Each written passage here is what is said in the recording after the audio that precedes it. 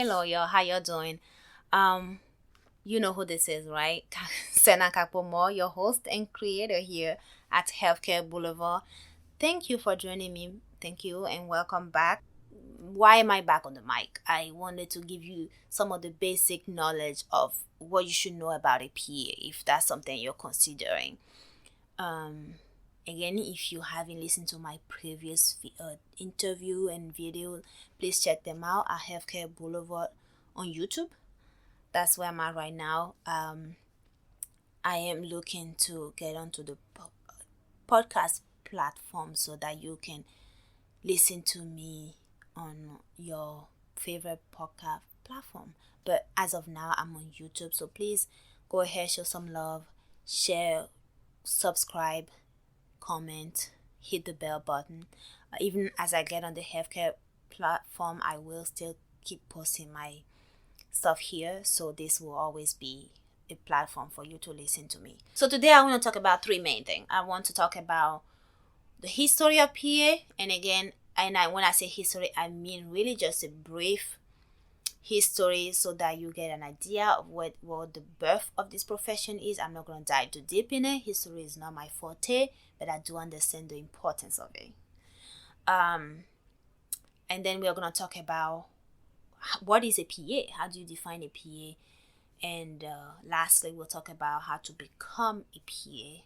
And I'll chime in with some of examples here and there. Let's do it. I will post the links below for where I'm getting this information.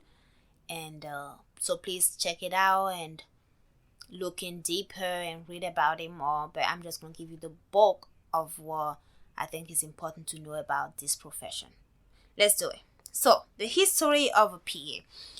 This profession started in the mid 1960s with as a response to the I'm losing my words. I'm sorry.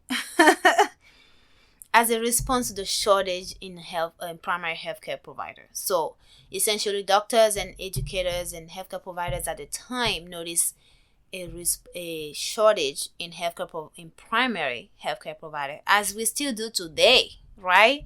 And so this profession, the profession of a PA, was birthed as a result, as a response, and as a solution to that. So even to this day, majority of PAs are in primary care provider, because again, the profession was birthed for that. Now I'll get more into it. So this Dr. Eugene Stead, who was working at Duke University at the time, he made the steps of selecting a couple corpsmen from the Navy to essentially be his apprentices, right? So he trained them, and he used his knowledge of the fast track doctor training in the World War II. So World War II, there was a fast track training for doctors because doctors were needed. So he used that knowledge and that track essentially to train this corpsman from the Navy to be his assistant, and thus the name physician assistant. It actually used to be called physician's assistant. Now, don't make that mistake. We did evolve a little bit and took out the S, so it's just physician assistant without the S, the apostrophe S. Please be mindful of that. So the first PA program graduated in 1967 from, again, you guessed it, Duke University, because this is where Dr. Stead was working. And that's the bulk of what I will say about the history of PAs. And that's it. Now, let's look at what is a PA. Can we do that? And I'm getting this information. I'm literally going to read this to you from the AAPA website, because I want to read that to you, because you will get a chance, if you haven't already listened to my interview, to hear different PAs define their profession in their own word. Now, I want to get this from the organization, the AAPA, so we have different, essentially, wording of the same thing, right? Also over here on the APA website, it says PAs are medical professionals who diagnose illness, develop and manage treatment plans, prescribe medications, and often serve as a patient's principal healthcare provider. With thousands of hours in medical training, PAs are versatile and collaborative. PAs practice in every state and in every medical setting in every medical setting and specialty, improving healthcare access and quality. So that I'm gonna leave it there. It speaks for itself. No commentary is necessary. So the next thing and last thing I wanna address in the content of today's podcast, podcast is how to become a PA. Now I'm going to read the steps to you from APA website again, and I will give you a little bit of just my experience and just because again I'm a PA, so I'll give you some commentaries as to what to do and what not to do and how to do that. So obtain a bachelor's degree and complete common prerequisites. So what this means is you can get your bachelor's degrees in anything. I have been asked a few times before by aspiring PAs from all walks of life, what bachelor's degree did I receive? What did I obtain my bachelor's degree in? Or they may be looking for recommendation in what to obtain their bachelor's degree in as pre-PAs, and the answer is anything. Now, if you are like me, or if you are just at the beginning of your college years and you want to select something that while obtaining that bachelor's degree will allow you to complete the prerequisites, then that's on you. But it's not required. You can obtain a bachelor's degree in anything from art to biology. In fact, I had one of my classmates in my cohort when I was in school was she majored in art, and she's today a fine PA. So it's up to you what you want to do. And just to say something else about that adds to the flexibility of the profession, because if let's say you didn't know about PAs until you're already halfway through your college years and you already selected a major that you like, or you're perhaps even done with your bachelor's degree, you don't have to go back and get a particular bachelor's degree, because again, you can get a bachelor's degree in anything. In fact, I didn't know about PAs until I was halfway to my college years, into my bachelor's degree. So it really keeps the flexibility in the profession. Now, regardless of what you get your bachelor's degree in, you do have to make sure that you get the prerequisites for the program. So it's two things in this compound, as you say. It says bachelor's degree and complete common prerequisite courses. And the common part means they are a group of prerequisites that every school will ask you for, every program will ask you for, and you can imagine, it's a healthcare profession. Thank you. So biology is expected, chemistry is expected, anatomy and physiology is expected. So as you can imagine, those are bulk things that every PA program will ask you to obtain alongside your bachelor's degree. Now, there are other prerequisites. As somebody who's been through the process and looked at different prerequisites for PA program, there are some miscellaneous prerequisites out there for PA programs, and simply put, it's based on the core values or core concentrations of the university. Because regardless, even if you go to a research university, for example, which PAs are not it's not a profession strongly rooted in research, as you just listen to me read the definition of a PA. But the program is in the school, so the school may ask you for something that's really out of the norm for a PA program. Let me give you an example. My PA program required an art prerequisite, which again, there was not a problem, because I've all hope, everybody I want to say everybody takes arts class before they get their bachelor degree, but I don't know. So don't quote me on that. But that's the point, is it was out of the norm for a PA program. It's not something like you need to draw in order to treat your patients. But for the school, that's something they ask for.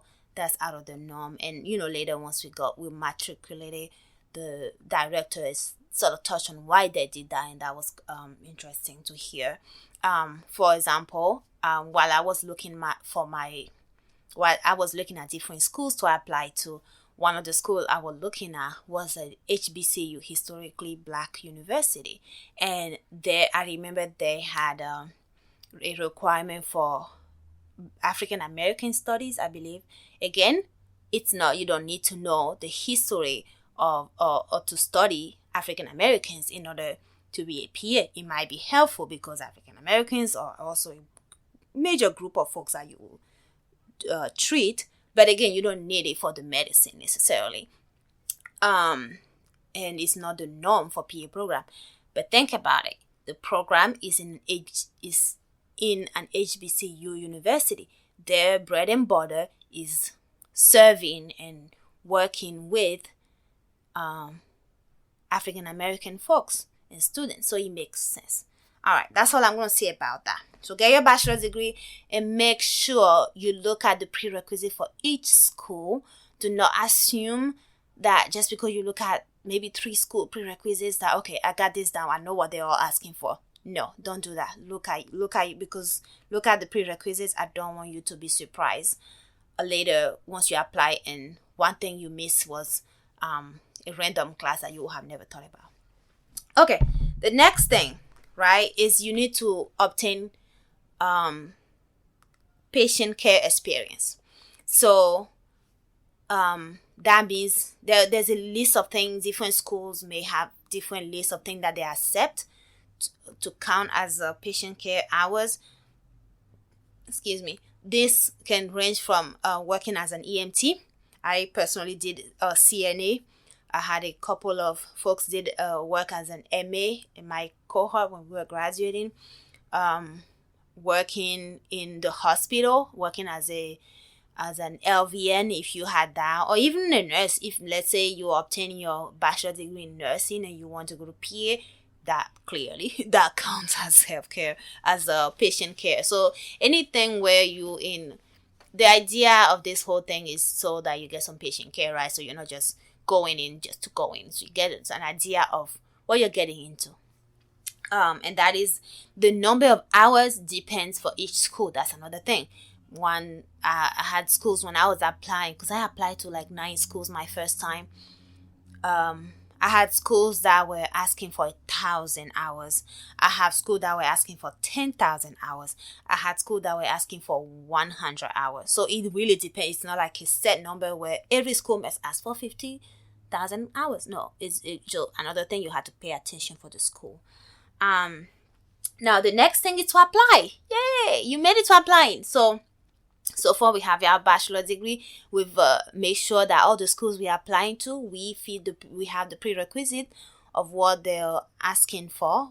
Alongside our bachelor's degree, we made sure that we have the number of patient hours that each school is requiring. Now you're ready to apply. So you apply, we use CASPA, but the point is you apply. Once you apply, the schools that want to hear more from you or considering you ask you for an interview. So you come in, you talk to them. Some schools will have group interviews. Some schools will have individual interviews. I didn't know my program was doing group interviews until I got here, and they're like, yeah, we're doing group interviews. I'm like, well, then I guess that's what I'm doing. It's not like I can go home and be like, no, I don't want group interviewing. So, sometimes it, sometimes they might change it, or you might not even know. So the point is just be ready to tell the program and the leaders who are in front of you why you want to be a PA, why you want to go through that process with them. So it's not just about why you want to be a PA, it's about why did you choose our university? Even if the answer is simply because you're the only one who accepts me. Besides that, is there anything about the school that matches with you, that you're like, okay, their core values matches with mine, or what have you? So anyway, I'm going way too far into it. So get interview. Now once you get the interview, the schools that want you to be in the program will reach out to you and offer you an admission. Yeah, now you're in PA school. Yeah, this is what you post on Facebook and IG and be like, yeah, guys, I did it. And you get ready to study, essentially. Literally, the next step says study. As if you haven't been studying this whole time, right? But yeah, so you get into PA school, you study for depending on the PA program. Okay, that's another thing. Some programs are 24 months, again, 2 years. Some programs, like mine, 27 months, so 2.25. Some programs are 3 years. So the maximum year is 3 years. So the difference, again, regardless of what the program is, you will and should end up learning much the same information once you're done. The bulk of it usually is whether or not the program wants to focus on certain things that is not required for a PA program, or if there's summer breaks, usually that would be 3 year versus the 2 year or 27 month. So that's all dependent. Look at all of that information and factor that into your plans and your life plans, because people come into PA school from all walks of life. Some just literally graduated from undergrad and boom, here they are, just moving through it. Some have had a whole career before and are now switching. So some are parents of 1, 2, 3 kids, spouses. So there's usually life besides PA school. So you will want to pick that and factor that in terms of, do I want summer break so I can spend time with my family? Am I okay with just going through it and zapping through it and being done in 2 years or a little over 2 years? So all up to you. The next thing and the last thing is pass your certification exam. It's called PANCE, Physician Assistant National Certification Exam. Pass that, and then you are a PAC. I'm going to go over a little bit of what comes with PA. So once you're in PA school, you're PAS. S is for student, right? Makes sense. Once you graduate PA school, you are a PA. You're no longer a student. You're a PA. But you're not a PAC yet. You're a PAC once you pass your certification exam. Then you're a PAC. C for certified, right? So keep that in mind for when you're signing or signing your emails or what have you, so that you don't misrepresent yourself. That is all in how to become a PA. I'm just gonna do a quick summary for that. So we had 6 steps, right? So get your bachelor's degree and get the prerequisite courses, okay? Then obtain patient care experience, then apply, study, right? Apply, interview, study, then pass your PANCE. That's it. That's how you become a PA. And I'm going to leave it there today. I do have a couple announcements. Number one is, as mentioned before, I'm going to expand my platform and put this on podcast platform. So if you heard this and you're like, oh man, I wish she's on other platform where I can just listen to it and not have to go to YouTube, I got you. Number 2, I have an interview coming up with another PA, and I'm very excited. I love the interviews. I learn as much as you guys do, so I'm excited for that. That'll be coming to you next week or the week after. Lastly, I want to thank my subscribers on YouTube. Thank you all for subscribing. Thank you for everybody who's shared, who viewed this, everybody who has liked or commented. I appreciate you guys. And if you're new, thank you for joining me. I appreciate you joining me. Please share, comment, subscribe, and hit the bell button if you're getting this on YouTube, because that way when I post something, you will get it. You will get a notification. Other than that, that's it. I will leave you guys to be. Stay safe. Stay safe. And I'll see y'all next time for my next interview. Oh, the next time when I'm on the mic by myself, just giving you some info, we'll look at how much PAs get paid, different places PAs can work, and a couple other things. So I wanted to make this a little shorter than my interview so that you're not getting too much information in. But that's it. Y'all have a beautiful week or weekend, depending on when you listen to this, and hope your family and friends are safe. All right. Bye.